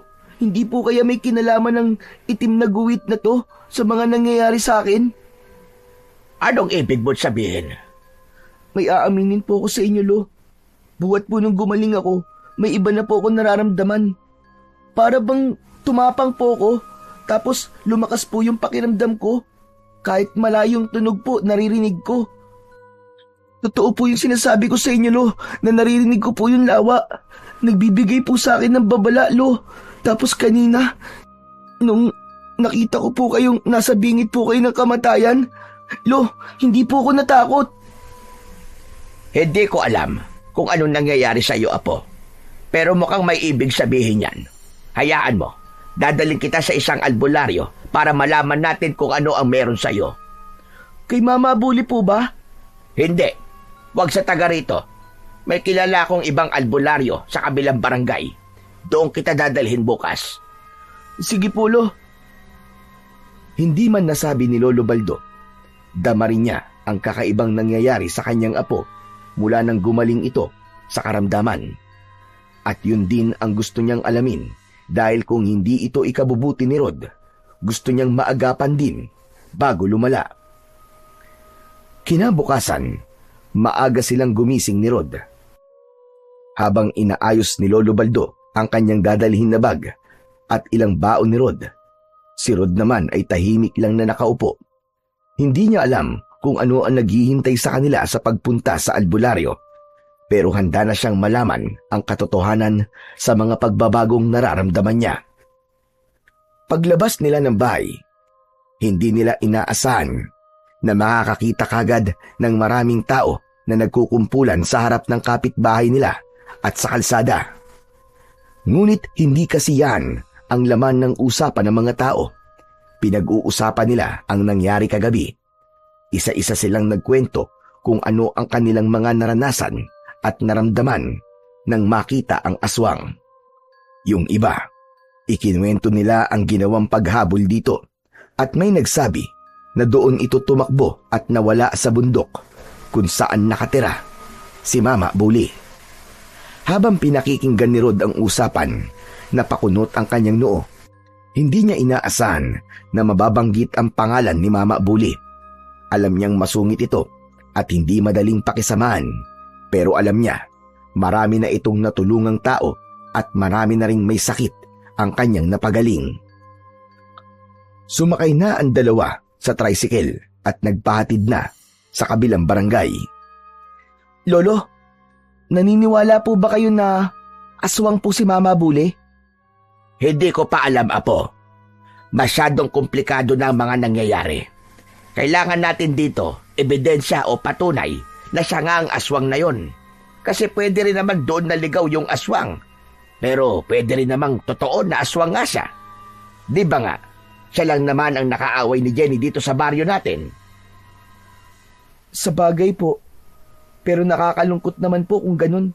Kasi parang ansamang tignan na mismong tayong magkakabarangay nagkakasakitan.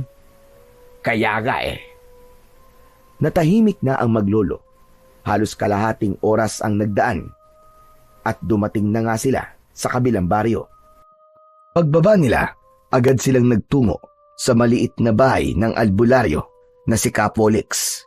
Kilala ito sa kakayahan niya at galing sa pagtatawas. Tao po! Capolex! Si Baldo to! Nandiyan ka ba? Makalipas ang ilang segundo, bumukas ang pinto. Lumabas ang isang matandang lalaking payat, kuba at may mahahabang buhok sa tenga. Nakasuot ito ng lumang kamiseta at hawak ang isang itim na baston na may ukit ng ahas sa dulo. Ikaw pala, Baldo. Ano sadya mo? Ang apo ko, Capolex. May gusto sana kaming ipasuri. Parang may kakaiba sa kanya mula nang gumaling siya sa pagkakasakit. Pinagmasdan ni Capolex si Rod mula ulo hanggang paa. Tila ba may sinusuri siyang hindi nakikita ng ordinaryong mata. Pumasok ito sa loob at sumenyas na sumunod sila. Pumasok na sila sa maliit na silid. Naamoy ni Rod ang halimuyak ng pinagsamang halamang gamot, insenso at usok ng kamangyan. Umupo sila sa harap ni Capolex. Iupo mo muna ang apo mo. Pumikit ka, iyo. Huwag kang kikilos, ha? Sumunod naman si Rod. Pumikit siya. Ilang saglit lang ay may sinindihan si Capolex na parang langis sa maliit na luto ang luad. Kumuha siya ng isang dahon. Inilapat ito sa noo ni Rod at saka binasahan ng tubig na may parang dugo ang kulay. Pagkatapos ay biglang umihip ang hangin sa loob ng bahay kahit sarado ang mga bintana. Tumindig ang balahibo ni Lolo Baldo. Baldo, may dala-dala itong apo mo. Ano ka mo? Dala? Anong klaseng dala? Hindi masama, pero makapangyarihan. May nagbigay sa kanya ng kakaibang pamana. Pamana? Oo, tama ka. Pamana. Nananalaytay sa kanyang dugo ang isang lason. Sabi ko na nga ba, na lason talaga ang apo ko. Anong gagawin natin, Capolex? Kaya mo ba tanggalin? Sandali lang. Bakit mo aalisin? Biyaya ang lason na nasa kanyang katawan. Ang lason na galing sa kakaibang tibok ng kanduli. Oo nga, natusok nga siya noon nung nangingisda kami. Tapos nagkasakit siya ng malala. Saka, paano naging biyaya yon? Ang lason na nasa kanyang katawan ay hindi makakasakit sa kanya. Kundi, makakasakit yun sa iba. Sa mga masasama, sa mga aswang, o di naman kaya ay sa mga mangkukulam. Talaga ba, Capolex? Ang bihira na yan. Hindi ka pa yata naniniwala sa akin eh. Totoo ang sinasabi ko. Pero mas mapapalakas nito ang kapangyarihan niya kung suot niya ang mutya ng tibok ng kanduli. Ano kanyo? Saan naman namin makukuha yon? Ang mutya ay nasa mismong tibok ng isda na nakatusok sa kanya. Lolo, di ba ipinatabi ko po sa inyo yun? Naitabi niyo po ba? Oo naman. Alam ko na itago ko yun eh. Inalis ko yun sa isda bago ko lutuin. Hahanapin ko mamaya sa bahay. Mabuti kung ganun. Gumawa ka ng kwintas at gawin mong palawit ang tibok. Sasabihin ko sa'yo, malaking tulong yun para sa katahimikan ng baryo nyo. Sandali lang. Alam mo nangyayari sa baryo namin? Siyempre naman, alam ko nga nakagat ka eh. Amoy na amoy ko ang laway ng aswang na nakakabit sa'yo. Yung sugat mo na nakabalot sa tela. Kagat ng aswang yan, di ba? Huwag ka mag-alala. Ang aswang na nakakagat sa'yo ay hindi makamandag. Hindi nakakahawa, kaya magiging ayos ka lang. Langgasan mo lang palagi yan ng pinakulo ang dahon ng bayabas para hindi maimpetsyon. Ganun ba? Abay, ang galing nyo talaga, Kapolex. Walang binatbat yung albularyo sa amin. Sip-sip. O siya, aalis na po kami. Salamat po at nalinawan na po ang isip namin itong apo ko. Walang anuman. Kung may kailangan pa kayo, daan lang kayo ulit dito. Umalis na ang maglolo. Sumakay na ulit sila ng tricycle pauwi sa kanilang baryo. Tahimik si Rod habang nasa biyahe. Marami siyang iniisip. Pagdating sa bahay, agad na naghanap si Lolo Baldo sa kanyang mga gamit. Hinanap niya kung saan niya naitago ang tibok o tinik ng kanduli sa likod. Nahanap niya itong nakasuksok sa isang lumang aklat na Biblia. Kaagad kumuha ang matanda ng tuyong dahon ng abaka at ilang bagay na ginagamit sa paggawa ng anting-anting. Rod, halika rito. Nakita ko ng tibok ng isda. Gagawin ko itong kwintas para sa'yo. Sige po, Lo. Maganda po ba yan? Abay, syempre naman. Alam mo bang tinuruan ako ng lolo at tatay ko noon sa paggawa ng mga ganito? Wow, talaga po. Ang galing niyo naman po, Lo. Gusto ko na pong makita kung paano po mabubuo yan. Sigurado ako magiging maganda. Abay, sigurado yon. Lalo pat kailangan natin ng bagay na to para mapigilan natin ang aswang na yon sa pamimerwisyo at pagkakalat ng takot dito sa baryo natin. Kaya nga po, Lo eh. Sana po matapos niyo po kaagad. Sabi ni Kapolex, mas lalo ka nitong palalakasin at patatapagin. Kaya mo na ba talaga ang responsibilidad sa pagtangan ng ganitong kapangyarihan? Kakayanin ko po, Lo. Para sa katahimikan po ng lahat. Pagkatapos ng kanilang maikling pag-uusap, maingat niyang tinapos ang pagkakatali ng kwintas. Simple lang ang itsura nito, pero may kakaibang dating. O apo, hawakan mo. Maingat na kinuha ni Rod ang kwintas. Nang dumikit ang tibok sa kanyang palad, tila may mainit na enerhiyang dumaloy sa kanyang katawan. Napasinghap siya. Lolo, parang may dumaan pong kuryente, pero hindi po masakit. Parang lalo po akong ginising. Tanda yan na tinatanggap ka ng kapangyarihan. Sana apo, gamitin mo lang yan para sa mabuti. Opo, Lo. Palagi ko pong tatandaan yun. Isinuot na ni Rod ang kwintas. Nang lumapat na ito sa kanyang dibdib, bigla itong kumislap. Saglit lang, pero sapat na yon para mapansin ni Lolo Baldo. Tunay ngang isa ka ng tagapagdala ng lakas. Parang nakikita ko sa'yo ang tatay ko at lolo ko noon. Pero ito pa ang tandaan mo. Hindi yan laruan ha. Hindi rin yan ipinagyayabang. At ngayong tinanggap mo na ang kapangyarihan, wala nang atrasan. Kailangan mong panindigan yan. Kayang-kaya ko po yun, Lo. At wag po kayong mag-alala. Handa na po ako. Habang abala ang maglolo sa pag-uusap tungkol sa kwintas at sa kapangyarihan nito, may narinig silang mahinang katok sa pinto. Kasunod nun ay ang boses ni Kapitan Kojak. Nang buksan ni Rod ang pintuan, napansin niyang may lungkot sa mga mata ng kapitan. Parang may dala itong mabigat na balita. May gusto ko sabihin tungkol dun sa aswang na umatake dito sa inyo. Ano ang tungkol doon, Kapitan? May hinala na kami kung sino siya. Si Mama Bully.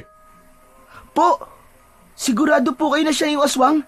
Paano po nangyari yun? Di ba po albularyo siya? Paano siya naging aswang?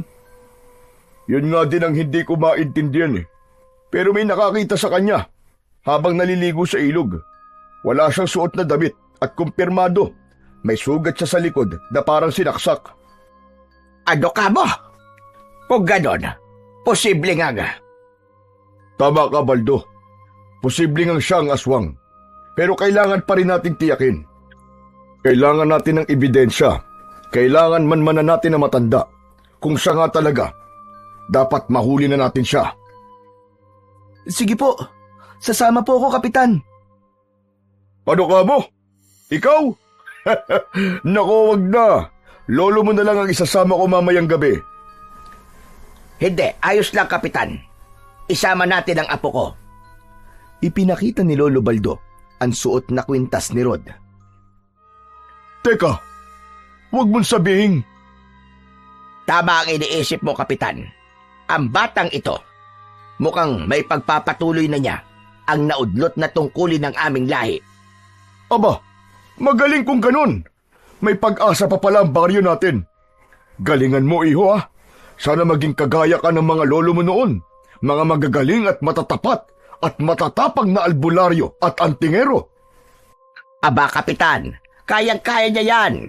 Kanino pa ba magmamana yan? Tsaka, Kapitan, ako ang gagabay sa kanya. Makabawi man lang sa mga naging pagkukulang ko noon. O sige, humanda kayo. Mamayang gabi, malalaman na natin ang totoo.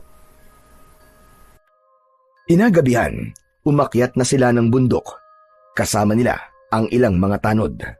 Tahimik silang naglakad. Ayaw nilang gumawa ng ingay. Nagkubli sila sa masukal na damuhan. Ang iba naman ay dumapa sa may puno. Lahat sila ay alerto.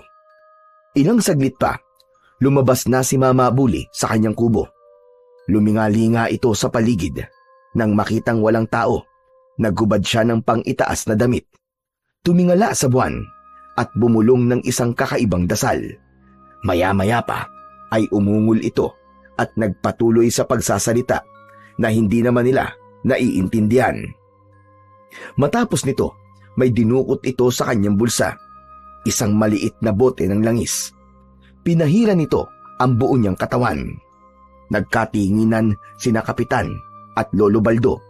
Kita sa mga mata nila ang takot at gulat. Ngunit wala ni isa sa kanila ang nagsalita. Biglang nagbago ang anyo ni Mama Buli. Sa harap nila mismo, naging isang malaking baboy ramo ang matanda. Dito na sila sumugod. Ngayon na! Kapitan! Bago pa makatakbo! Sugod! Sabay-sabay silang sumugod. Agad na napaikutan nila ang baboy ramo. Sumugod ang aswang sa ilan sa kanila. Mabuti na lamang at nakaiwas ang mga ito, kaya hindi masyadong napuruhan ng kagat at kalmot. Mabilis na kumilos si Rod. Nakikita niyang nagliliwanag ang suot niyang kwintas. Itinaas niya ang hawak na matulis na pana. Mabilis siyang tumakbo nang makitang nakalusot ito sa isang tanod na nasugatan. Agad niya itong hinarangan at sa isang iglap, sinaksak niya ito. Natamaan sa isang paa ang baboy ramo. Nadapa ito at tila nahirapang gamitin ang kanyang nasugatang paa. Nagkaroon ng pagkakataon ang kanyang mga kasamaan. Itinapon ni Lolo Baldo ang dala niyang lambat sa baboy ramo. Napahiyaw ang aswang at nagtatatalon, pero hindi siya makawala sa lambat. Nagsilapitan ng lahat sa kanya at pinagtulungan nila itong itali sa lubid. Hindi nagtagal, bumalik ito sa kanyang anyong tao. Nakahandusay ang matandang lalaki. Patuloy sa pagdurugo ang nasugatang paa. Halatang pagod na ito at galit na galit. Lumapit si Kapitan Kojak. Bakas sa mukha niya ang sama ng loob. Bakit mo nagawa to, Buli? Bakit ka naghahasik ng lagim dito sa baryo? Matagal na tayo magkakasama rito, hindi ba? Bakit? Bakit mo nagawa to? Ginawa ko to dahil na rin sa mga tao. Mga walang utang na loob. Tinulungan mo na't lahat, kakantiin ka pa rin. Kaya bitiwan niyo ako. Bitiwan niyo ako, mga traidor! Traidor? Talaga, Bule? Kami pa ang tinawag mong ganyan? Ikaw ang traidor sa baryo na to at hindi kami! Mga ingrato kayo! Akala niyo ba hindi ko nararamdaman ang panghuhusga niyo sa akin? Lahat kayo! Tinapakan niyo ako! Hinusgahan! Nilait! Kinutsa! Wala akong halaga sa inyo! Hindi ito ang paraan. Hindi mo kailangan pumatay ng tao, Bule. Oo, pumatay ako. Nagkalat ako ng lagim dito. Pero nagawa ko lang yon dahil sa labis na sama ng loob. Sinabi ko, walang utang na loob ang mga tao dito. Lahat kayo masasama. Lahat kayo dapat patayin. Pinilit kong maging kapaki-pakinabang sa inyong lahat. Ginusto kong makatulong. Ginusto kong makagamot sa mga may sakit. Pero anong iginanti niyo sa akin? Isang paratang lamang. Kinilimutan niyo lahat ng mabubuting ginawa ko. Alam namin lahat ng ginawa mong tulong dito, Bule. Pero yung ginagawa mo ngayon, hindi mo dapat ginawa. Hindi ka dapat gumanti. Ako, pati ako pinagtangkaan mong patayin. Anong kasalanan ko sa'yo? Hindi naman ikaw ang gusto kong patayin, kundi ang iyong apo. Dahil banta siya sa akin. May laso ng kanyang dugo. Hindi ko dapat baliwalain yon. At kapag napatay ko na siya, lahat kayo, isusunod ko. Tama na! May batas pa rin sa lugar na to. At kailanman, hindi kami papayag na sirain mo ang katahimikan dito. At anong nakakatawa, Bule? Nakakatawa lang, Kapitan. Kayong mga tao, akala nyo kayo lang ang may karapatang magtakda ng kung ano ang tama at mali. Kayo rin naman, madaling makalimot, madaling magbingi-bingihan kapag kayo ang nakikinabang. Hindi lahat ng tao ganoon, Bule. Huwag mong idamay ang buong baryo sa galit mo. Kung may pagkukulang kami noon, sana sinabi mo. Sana kinausap mo kami. Hindi yung pinili mong manakit at maghasik ng takot sa mga tao. Kausap? Anong kausap ang sinasabi mo, Kapitan? Walang makikinig sa matandang tulad ko. Tinawanan ako. Iniiwasan. Binansagang baliw. Kaya pinili kong gumamit ng takot. Kasi doon lang kayo natutong makinig. Hayop ka pala. Anong klaseng pag-iisip ang meron ka? Kaya ka ng biktima? Kaya ka pumatay? Para pakinggan ka? Para lang mapansin ka? Kawawa ka naman, Bule. Totoong baliw ka. Tumahimik ka! Hindi ko kailangan ng opinyon mo, talunan! Akala mo kung sino ka? Isa ka lang namang walang kwentang anak at apo. Binaliwala mo ang ipinamana sa iyong karunungan ng iyong angkan. Akala mo hindi ko alam yon? Kaibigan ko ang tatay mo. Alam ko ang lahat ng tungkol sa iyo. Ipinagpalit mo silang lahat sa isang babaeng walang kwenta. At anong napala mo? Wala! Hindi totoo yan. May dahilan kung bakit pinili ko ang asawa ko. May dahilan din ako kung bakit hindi ko tinanggap ang pagiging albularyo. At hindi ko kailanman pinagsisisihan yon dahil masaya ako sa nangyayari sa buhay ko. Oh, edi ikaw na. Ikaw na ang masaya. Pakawalan niyo ako dito. Pagbabayaran niyo to ng malaki. Magbabayad kayo! Tama na! Tama na po, Mama Bule. Tama na po! Alam ko pong malungkot ang naging buhay niyo. Pero may pagkakataon pa po para magbago. Tama na po, Mama Bule. Huwag niyo pong hayaan na tuluyan kayong maging halimaw. Halimaw? Hindi ako nagsimula bilang halimaw. Pero kayo ang nagtulak sa akin. Kayo ang gumawa nito sa akin. Kaya ako naging halimaw. Tama na yan. Sana kinausap mo na lang ako noon para di na tayo umabot sa ganito, Buli. Pero ngayon, may pananagutan ka na.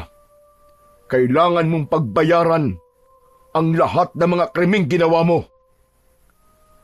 Kung ganyan ang pasya nyo, sige.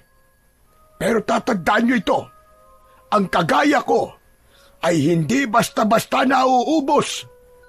Darating ang araw, merong maghihiganti para sa akin. Tandaan nyo yan! Hindi kami natatakot, Buli. Habang may mga taong handang lumaban para sa kabutihan, ay hindi kami matatakot. At habang nabubuhay po ako, ay hindi na po mauulit ang pangyayaring ito. Tayo na! Iharap natin sa mga tao ang aswang na yan.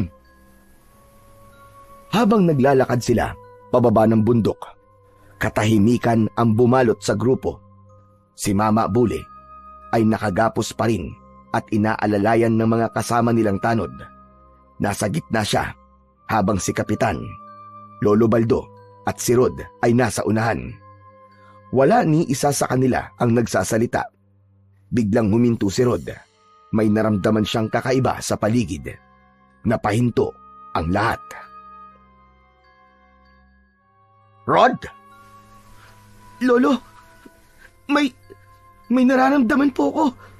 Parang may mali. Maya-maya pa ay narinig nila ang muling pagtawa ng malakas ng kanilang biyag. Ang tawa nito naging mas kakilakilabot ang tunog. Parang hindi na tao ang pinagmumulan. Napatingin silang lahat kay Mama Buli. Nakagapos pa rin ito, pero nakangisi ng mas nakakatakot. Akala nyo ba ay ganun-ganun nyo lang ako mahuhuli? Pwes, hindi pa tayo tapos! Biglang tila nagliyab ang katawan ng matandang lalaki.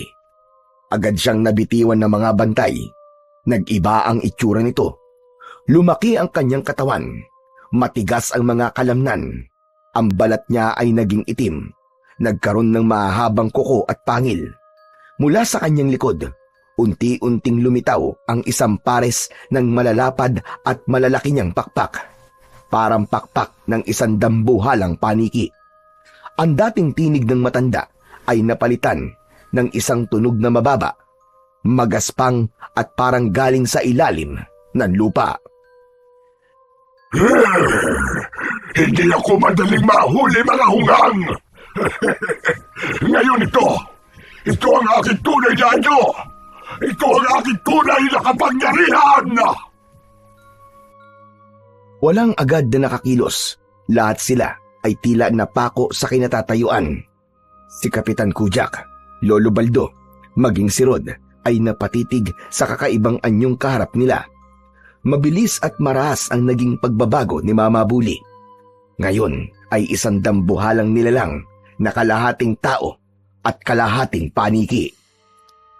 Lumipad ito sa ere. Umalingaw-ngaw ang tunog ng pumapagaspas nitong mga pakpak. Umikot siya sa ere, tila pinapakita ang lakas at bagsik niya. Tatakas ang aswang, mga kasama! Tatakas? Sinong tatakas? Walang tatakas, Kapitan. Dahil ngayong gabi, lahat kayo ay mamamatay. Lahat kayo ay gagawin kong hapunan. Rod, iho! Kailangan na natin siyang harapin! Biglang lumipad, paimbulog ang aswang mula sa ere. Isang matinding kalabog ang narinig nang bumagsak ito sa lupa. Ilang metro lang ang layo mula kay Rod. Nagsigawan ang mga tanod na kasama nila. Napakabilis ng kilos nito, parang isang kidlat. Sige! Sugod! Patayin niyo ako kung kaya niyo! Ikaw na batang may hawak ng mutya! Hindi ka ba natatakot sa akin? Bakit naman ako matatakot sa'yo? Kayang-kaya naman kita! Mayabang ka! Kahit wala ka pang napapatunayan, nagyayabang ka na! Sige, pagbibigyan kita! Tignan natin kung hanggang saan ang tapang mo! Biglang tumakbo si Rod, palapit kay Mama Buli. Pinakawalan ng aswang ang isang malakas na sigaw. Nadapa siya nang marinig yun. Parang may malakas na puwersang pumipigil sa kanya para makalapit sa aswang. Parang may hindi nakikitang harang ang matandang aswang. Tumayo siya, tinapik ang dibdib at naramdaman ang pintig ng mutya. Tumugod ang halimaw. Lumipad muli ito at inatake si Rod. Nakalmot ang bata sa braso. Apo, mag-iingat ka. Pakinggan mo ang mutya. Di ba sabi mo, naririnig mo ito? Gamitin mo ang lawa. Pakinggan mo, Apo. Galingan mo! Hangal! Ano? Natatakot ka na ba, bata? Huli na to. Di ko na patatagalin pa. Nagugutom na ako. At ikaw ang una kong magiging hapunan! Ano ka, siniswerte? Hindi mangyayari yun! Gunggong! Nagpatuloy ang laban. Tumakbo si Rod pababa ng bundok. Hindi naman siya tinigilan ng aswang dahil talagang siya ang una nitong gustong patayin. Nagpatuloy sa pagtakbo ang bata. Tinumbok nito ang papunta sa lawa. Doon, naramdaman niya ang mas paglakas ng kanyang enerhiya. Parang humihigop ito ng lakas mula sa lawa at hangin. Nang malapit na si Rod sa lawa, tumigil siya sa mismong buhangin at mabilis na tumalikod paharap sa tubig.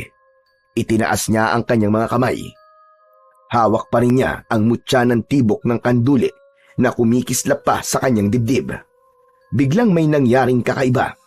Parang sumasayaw ang tubig sa harapan niya. Tapos, lumitaw sa mababaw na bahagi ng dagat ang napakaraming isda. Marami, sobrang dami. Naglulundagan sila sa ibabaw ng tubig.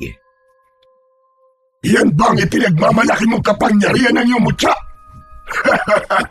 Isang ilisyon lang ang lahat ng yan! Hindi sumagot si Rod. Nakapikit siya. Tahimik. Nakatuon lang sa enerhiyang bumabalot sa paligid. Ramdam niya ang malalim na koneksyon sa kalikasan, sa hangin, sa lawa, at sa buhangin sa ilalim ng kanyang mga paa. Mabilis na sumugod ang aswang. Hindi na siya makapaghintay na tapusin ang bata.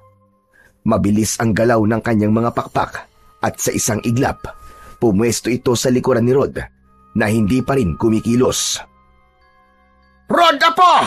Sa likod mo! Tapusin mo na, bata! Ang kanyang kakagatin sa batok ang kanyang biktima at ibaon kay Rod ang matatalas niyang pangil kasabay ng pagpunit nito sa murang katawan ng bata gamit naman ang matatalim na kanyang kuko. Inilapit niya ang kanyang katawan. Ngunit bago pa man niya magawa ang balak, biglang may tumubo sa likod ni Rod. Matigas, matulis at madulas na tibok o tinik ng isang isdang kanduli na parang isang sibat. Humaba ito, inabot si Mang Buli, parang mga patalim na sinugat nito ang katawan ng aswang. Hindi! Ano ito? Anong ginawa mo? Napaatras ang aswang. Nagsisisigaw ito. Ang katawan niya ay biglang nagkaroon ng mga itim na guhit. Tila gumagapang, kumakalat sa kanyang laman. Ang pakpak niyang malaki ay nanghina. Dahan-dahang tila nalanta at nalaglag sa lupa. At nawalan ng silbi. Lumuhod si Mama Buli. Nangangatal. Saka palang humarap sa kanya si Rod. Hindi maaari. Hindi ako ganito matatapos. Hindi. Hindi pwede ito. Napaubo siya ng malakas. Sa bawat ubo, itim na dugo ang lumalabas. Unti-unti siyang napahiga sa buhangin. Tama na. Tama na ang kasamaan mo, Mama Buli. Binigyan ka namin ng pagkakataon para mabuhay ng tahimik. Pero mas pinili mo talaga ang gulo. Oras na para matapos ang kasamaan. Sa huling segundo, nanatiling nakatingin si Mama Buli kay Rod. Puno ng pagkasuklam, pero may bakas ng takot. Sa ilang sandali pa, Huminto na ang kanyang paghinga. Ang katawan niya ay dahan-dahang naagnas hanggang sa napulbos at napasama sa buhangin. Lumapit si Lolo Baldo. Tinapik niya si Rod sa balikat. Tapos na. Wala na, Apo. Wala na ang aswang. Tahimik si Rod. Hindi siya masaya. Ayaw niyang pumatay. Ayaw niyang may masaktan. Naaawa siya kay Mama Bully. Ngunit kailangan niyang gawin kung ano ang tama. Lolo, Kapitan, hindi ko po sinasadyang patayin si Mama Bully. Wala kang kasalanan, Rod. Ginawa mo lang kung ano ang dapat. Huwag ka nang malungkot dahil naging instrumento ka ng hustisya dito sa baryo natin. Tama si Kap, Apo. Tama na. Huwag ka nang umiyak. Ligtas na ang buong baryo ng Ginoong Sanay. Salamat, iyo. Dahil sa iyo, muling magkakaroon ng katahimikan ng ating baryo. Tumingin si Rod sa lawa. Ang alon ay banayad na. Wala na ang mga isdang gabay na lumitaw kanina. Ang kanyang anyo, bumalik na sa dati. Wala na ang mga tibok na kumitil at lumason sa aswang. Lumipas ang ilang araw, matapos ang labanan kontra sa aswang, naging tahimik ng muli ang baryo. Wala nang napapaulat na namamatay na hayop o tao. Wala na rin kakaiba at nakakatakot na ingay sa tuwing sasapit ang gabi. Walang kaalam-alam ang mga taga-baryo sa mga tunay na pangyayari. Nanatiling lihim ang lahat. Pinili ni Kapitan Kujak na ilihim ang laban upang mapangalagaan ang katahimikan, lalo na ang kinabukasan ng isang inosenteng bata na si Rod. May ilang naghahanap pa rin kay Mama Bully, pero ang sabi ng mga tanod at ni Kapitan, umalis na ito matapos siyang mabistong isa palang aswang. Samantala, si Rod ay araw-araw nang sinasamahan ng kanyang lolo upang matuto sa ilalim ng pangangalaga ni Kapolex. Tuwang-tuwa si Kapolex na sa wakas ay may bago siyang alagad, isang batang bukas ang puso at isipan sa tamang paggamit ng kapangyarihan. Hindi lang basta kapangyarihan ang natutunan ni Rod. Sa tulong ni Lolo Rod, Kapitan Kujak at Kapolex, nagtayo sila ng mga programang para sa pangangalaga ng lawa. Mga proyektong naglalayong paramihin muli ang mga isda, linisin ang tubig at buhayin muli ang lawa na dati nasira na ng dahil sa kasakiman. Masaya ang mga tao. Wala na ang malas. Dumating na ang swerte.